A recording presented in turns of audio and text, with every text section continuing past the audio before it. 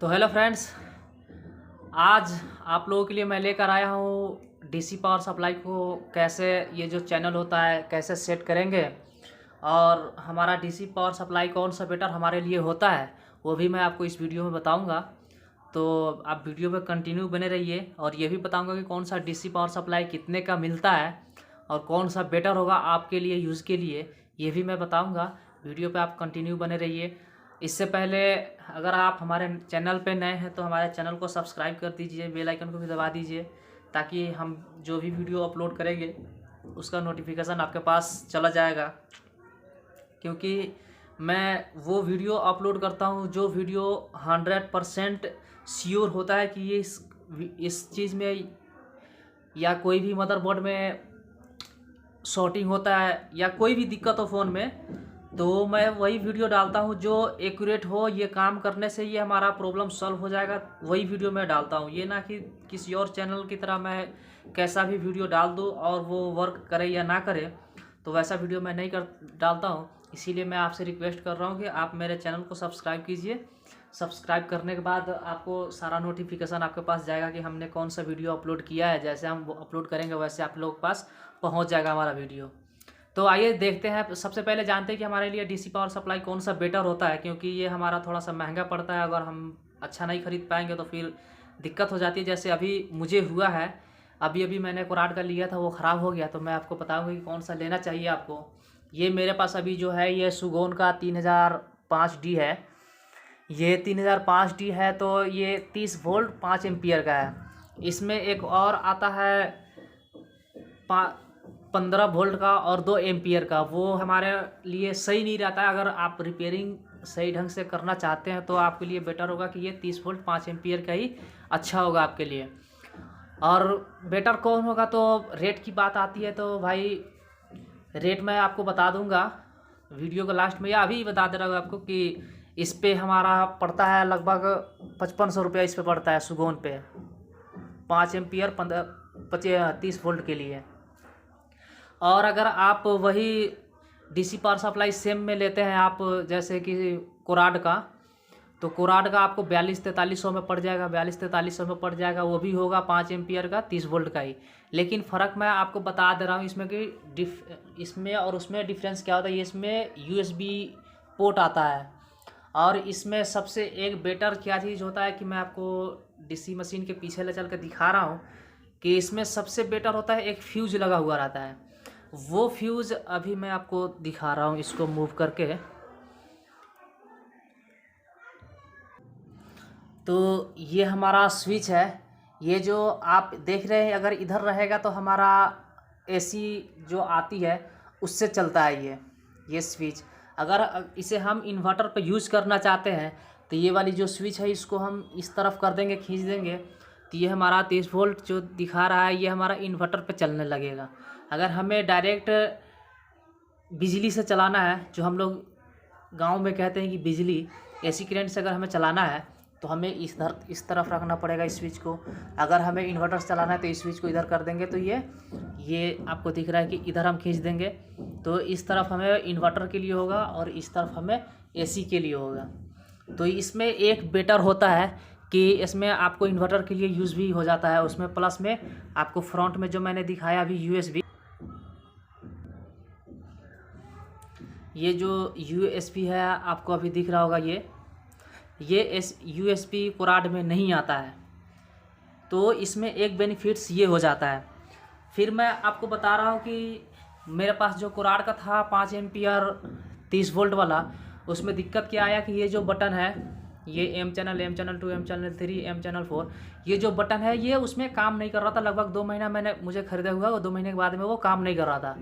तो मुझे उससे बेटर ये लगा, तो इसके बाद मैं जाकर उसको 4200 में मैं लाया था। और ये सुगौन का मैंने लाया है जो ये मेरे को पड़ा है 5500 रुपये, ऐसे ही पड़ा कुछ 5500 रुपये में ये पड़ा। आपको अगर बूट केबल लेना चाहते हैं तो बूट केबल आपको अलग से मिलेगा जो कि 1200 रुपये का लगभग में आता है। तो बूट केबल के लिए आपको अलग से लेना पड़ेगा अगर बूट केबल लेना चाहते हैं, तो इसमें साथ में नहीं आता है। तो मैं यही कहूँगा कि अगर आप रिपेयरिंग करना चाहते हैं ढंग से तो डीसी पावर सप्लाई लीजिए, तो वो भी 5 एम्पियर 30 वोल्ट वाली, वो भी सुगौन का लीजिए, या इससे बेटर भी आता है बहुत सारा महंगा। लेकिन अगर मिनिमम में आप लेना चाहते हैं, थोड़ा सा लेवल आपका बजट नहीं है, तो सुगौन का लीजिए, बेटर होगा। तो अब मैं आपको बता रहा हूँ कि इसमें M channel 1, M channel 2, M channel 3, M channel 4 जो है, ये 1 2 3 4, इसको हम कैसे सेट करेंगे, इसको सेट कैसे करेंगे ये हम आपको बताएंगे। तो ये हमारा एम चैनल 1 है, एम चैनल 2 है, एम चैनल 3 है, एम चैनल 4 है। देख रहे हैं सारा बीप कर रहा है और दबाने पे ये वोल्टेज आ रहा था। हम पहले से इस पर सेट कर रखे हैं कि इस पर हमें कैसे इसको हमने एम चैनल 1 पे हम कीपैड के लिए सेट कर रखे हैं, और एम चैनल 2 पे हम एंड्रॉयड के लिए सेट कर रखे हैं, इस पे 3 पे हम सेट कर रखे हैं शॉर्टिंग के लिए, और 4 पे हमें बूस्टर इसको हम बना रखे हैं। तो हम इसको कैसे बनाएंगे हम जानते हैं और देखते हैं। तो ये हमारा जो M1 दिख रहा है, M1 पे हम कीपैड फ़ोन को ऑन करने की, जैसे हमारा बैटरी डेड हो जाता है, बैटरी डेड होने के बाद हमें फ़ोन को कैसे ऑन करें, तो ये ऑन करने के लिए हम M1 पे सेट कर रखे हैं कीपैड के लिए। तो ये हमारा M1 पे हम जैसे दबाएंगे वैसे ये हमारा वोल्टेज का दे देगा ऑप्शन। तो ये जो हमारा दिख रहा है ये वोल्टेज बढ़ाने के लिए आता है, ये जो आपको दिख रहा है ये गोल सा, ये हमारा वोल्टेज बढ़ाने के लिए आता है। तो हम वोल्टेज हम कीपैड के लिए हम रखेंगे 3.9 या 3.8 ही रखेंगे, 3.8 ही रखेंगे। उसके बाद बात आती है एम्पियर की। तो एम्पियर हमें कीपैड के लिए, देखिए यहाँ से हम ऐसे बढ़ाएंगे तो ये बढ़ेगा, इधर घुमाएंगे तो ये कम होगा। तो हमें कीपैड के लिए भाई साहब ज़्यादा से ज़्यादा 1 एम्पियर रखना होता है। 1 एम्पियर से अगर हम ज़्यादा रखेंगे तो फिर हमारा फ़ोन में दिक्कत आ जाती है, CPU में दिक्कत आ जाता है, इसीलिए हम इसे 1 एम्पियर पे ही रखेंगे।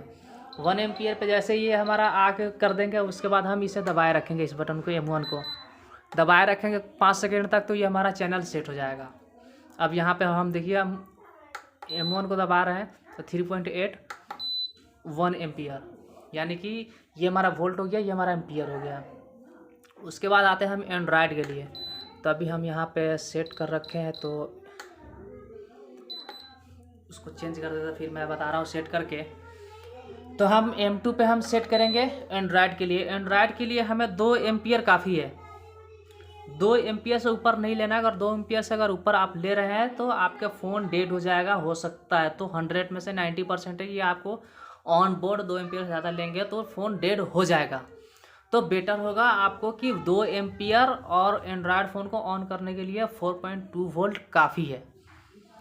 तो इतना वोल्ट हम सेट करेंगे। तो आप कैसे सेट करेंगे M2 पे हम ये भी जानते हैं, देखते हैं। तो हमने M2 पे दबा दिया और इसको अभी 5 वोल्ट से ऊपर था तो 4.2 वोल्ट हमने कर दिया। अब एम्पियर यहाँ पे सेट करना है, तो एम्पियर हमें 2 एम्पियर पे सेट करना है, इसको ऐसे मूव करके।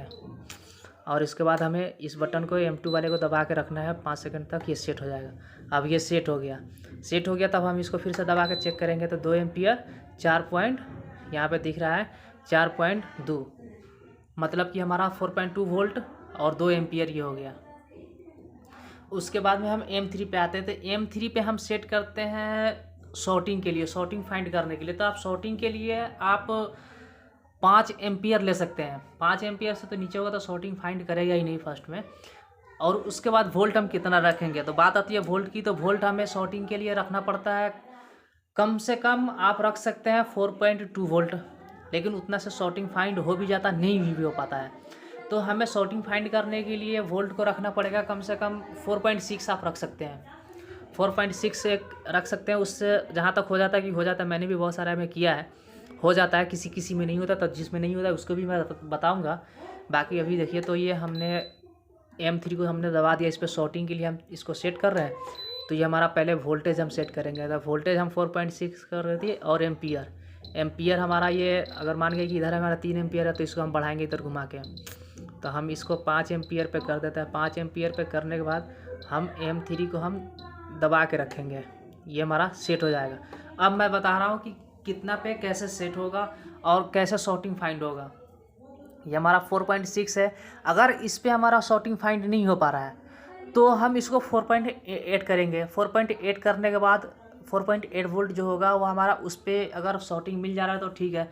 अगर बाई चांस होता है कोई नया फ़ोन आता है उतना फिर भी नहीं मिल पा रहा है, तो आप हाईएस्ट 5 वोल्ट रख सकते हैं। 5 वोल्ट पे आप कीजिए, 5 एम्पियर पे आप रखिए। आपका 100% है कि शॉर्टिंग ये अगर होगा आपके फ़ोन में तो ये फाइंड करके देगा ही देगा। तो हमने सेट कर दिया यहाँ पे 4.6 एम्पियर 4.6 वोल्ट सॉरी, और 5 एम्पियर जो है 5 एम्पियर हमने सेट कर रखा है।